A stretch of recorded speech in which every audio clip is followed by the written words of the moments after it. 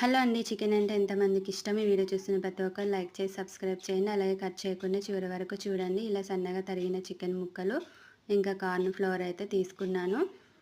ఇంకా చికెన్ ముక్కల్లో 1 table spoon కారప్పొడి, ఇంకా పసుపు, ఇంకా ఉప్పు, ఇంకా మసాలా పౌడర్, ఇంకా టేబుల్ స్పూన్ అల్లం అయితే వేసానండి. ఇంకా లాస్ట్‌కి వచ్చేసి కార్న్ ఫ్లోర్ అయితే వేసుకున్నాను.